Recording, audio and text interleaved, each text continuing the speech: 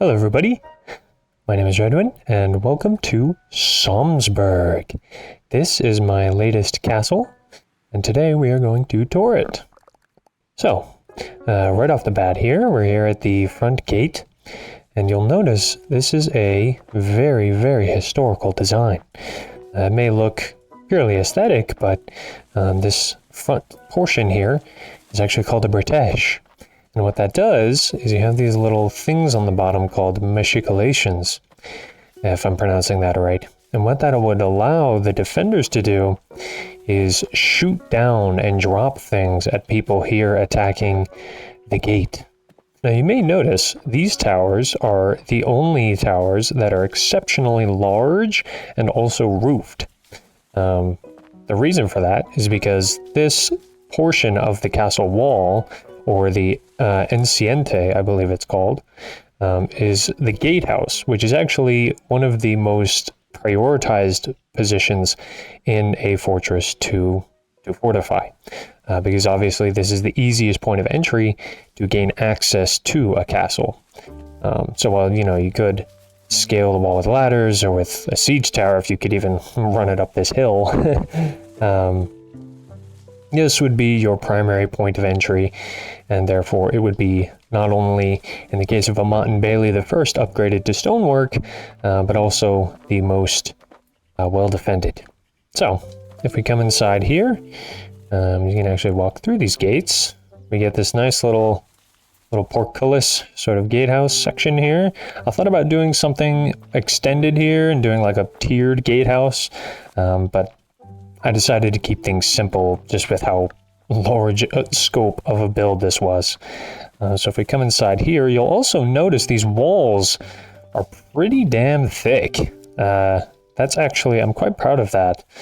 Let me come around here and see if I can get you a better view.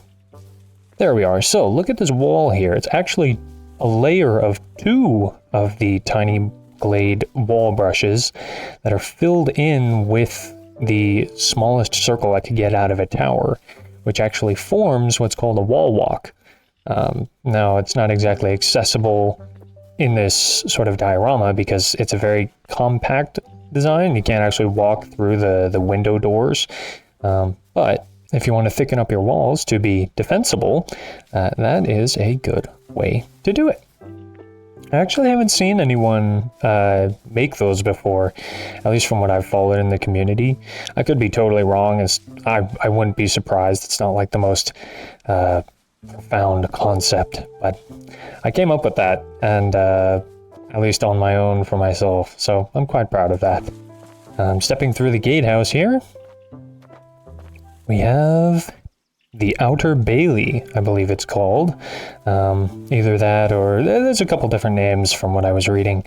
But this is the sort of city proper. Now this would take an absolute age to go through and describe all the little buildings and details that I try to pack in here. So I'm going to try and keep it succinct here. Like this, there's a little bakery.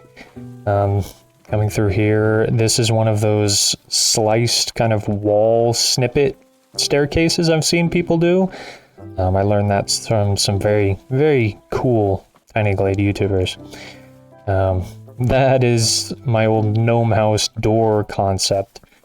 I'm sure it's been done, but when you get buildings super small in this game, you can't actually fit real doors like this. So you kind of have to get a little creative. Speaking of which, you'll notice these houses are actually tiered up and filled in with walls to give kind of a tutor 3D effect.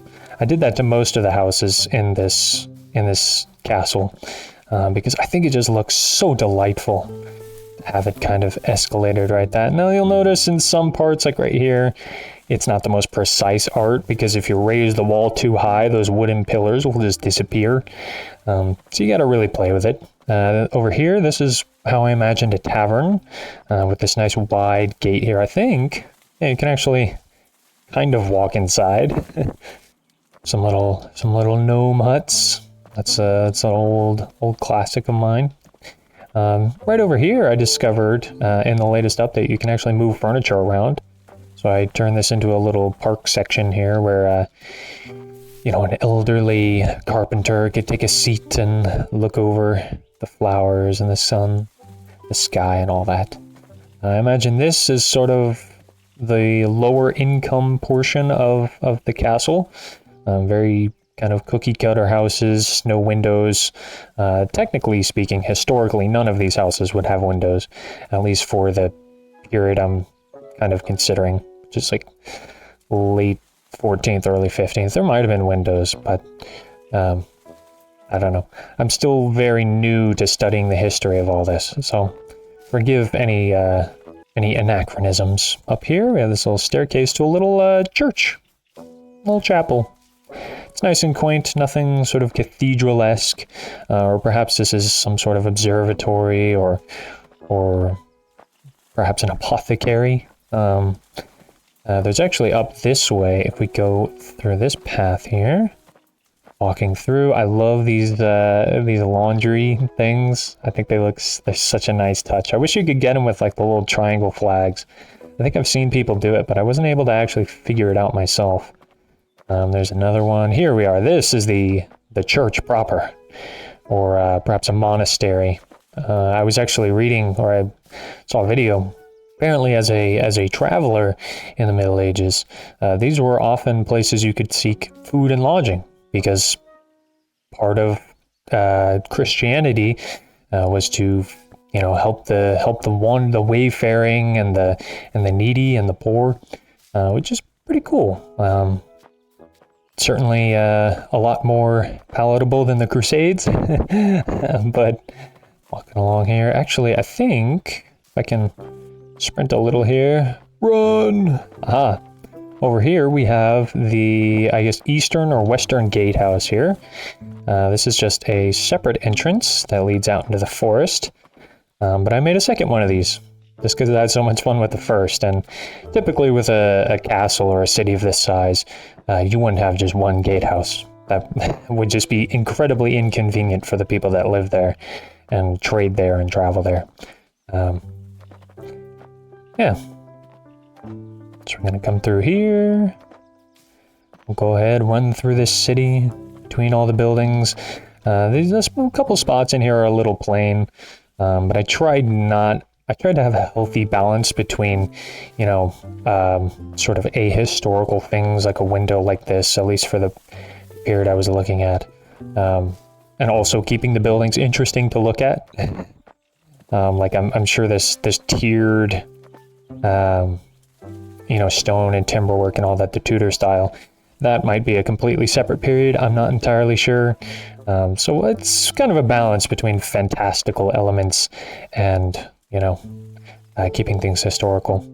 The houses themselves are not very, I would say, but that's just because I haven't really studied them. I've been primarily studying fortifications, which is why the walls and the towers, and pretty soon that castle up there we'll take a look at. Over here we have, this is my little blacksmith. I'm really proud of this little forge here. There's another YouTuber, I think their name is like Tiny Blocksmith. They do some insane stuff like this.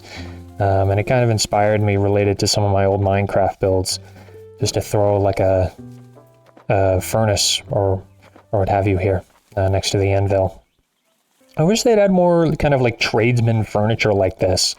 Obviously you get a lot of barrels of food and wheat and pitchforks, and there's a lot you can do with it, but anvils, it'd be cool if they even had something like a furnace or more furniture, so you could do more things like this.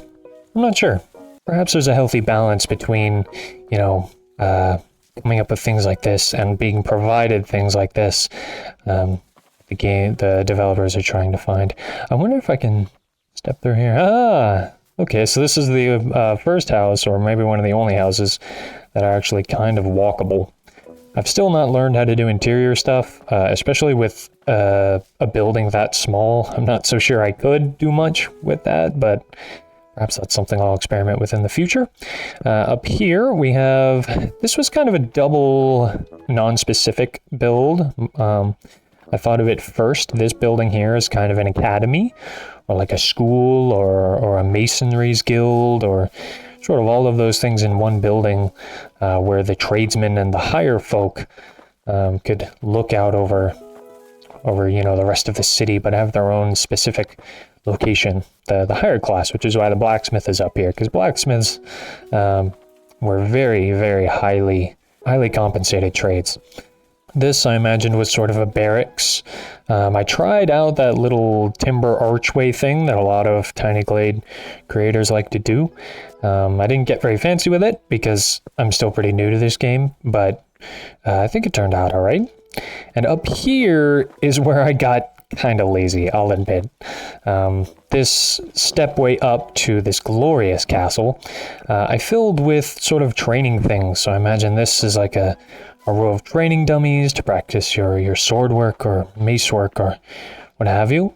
These are little fencing rings. I believe that's actually where the term fencing comes from, is they would build things like this, where you would train with your instructor or your drilling partners to get better at fighting. Typically, I think historically, these things would be inside of the inner bailey or outer ward, I forget. I'm still new to a lot of the terminology, but these would probably be in the castle. But obviously trying to fit that at the scale that I built the rest of this would be a little odd. So I kind of cheaped myself out here and filled this hillside instead of with buildings like would probably be historically, just with something to kind of break up the scenery. Because I think also overloading the whole city with all buildings might look a little odd. It's nice to kind of lead your eyes up towards the castle. So that was kind of my thought process there. Here we have a round pen.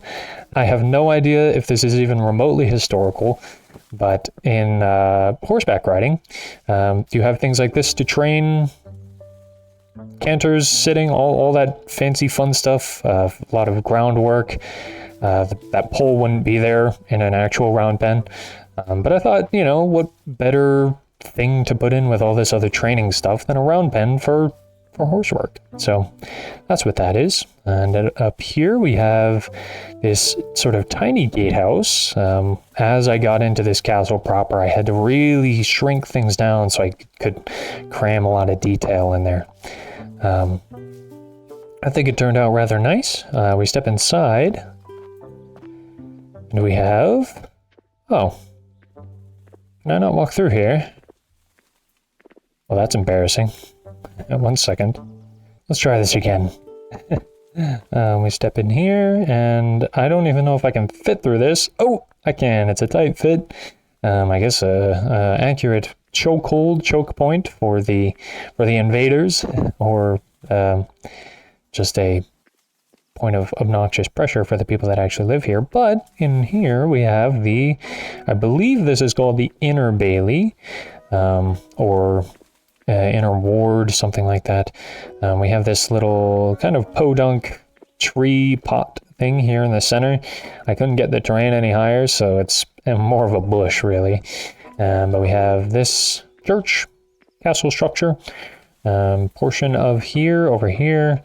I assume this would be another residency. Perhaps this is the actual barracks where the garrison that lives in the castle stays, because obviously the soldiers you would want to keep very secure. I'm not sure. But we come up here. This is the castle proper. We have more Breteshes here, obviously with the machicolations on the bottom, so you could chuck things and shoot things down at people that are trying to break down this door. That one is more sort of aesthetic, but in a lot of cases the Bretesh was used to project out and let a lot more light into the castle. I could be mistaken on that. Just let me know in the comments if so. But I believe that was one of the other purposes.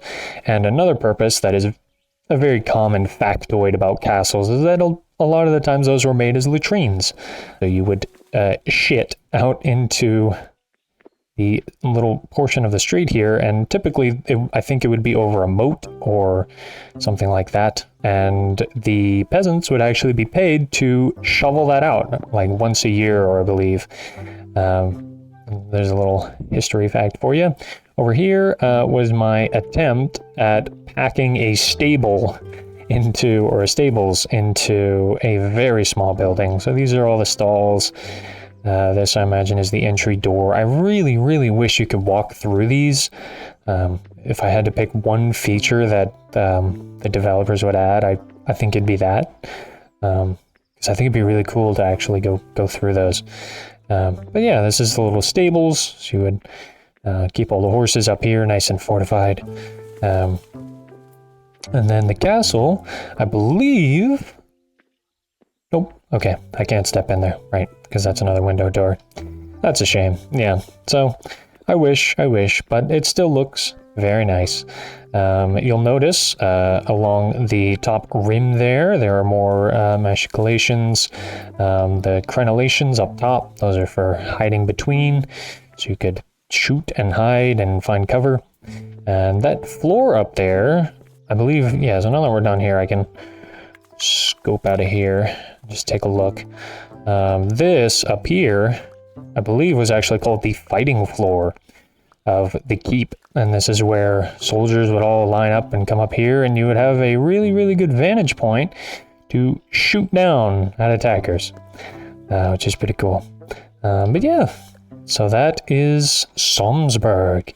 The name is very loosely etymologically based. I picked the word Sommer, which I believe is German for summer, and then Berg is another word for castle or city or town or something like that. I believe Berg with like a GH is a word for that. Medieval linguistics is pretty fun.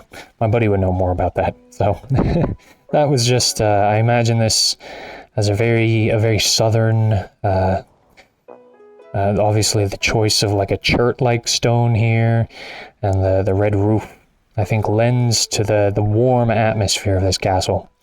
There it is. Oh, I will comment one more thing. This hill, very strategic position, and the terraforming in this game is so much fun. That would have taken me like, in my Valheim castle, it took like a month to take the pickaxe and pound out the terrain that I needed for that castle. This game makes it so easy. This whole thing was made in about 6 to 8 hours, probably 10 if I had to really count how long I stayed up last night. But that's the build. If you enjoyed, I'd appreciate a like and subscribe. Let me know in the comments down below if you want to see more builds like this. I'll be sure as hell making more of them. So I hope you enjoyed, and have a good rest of your day, wherever you're at, or evening or night, whatever it may be. Until next time, peace.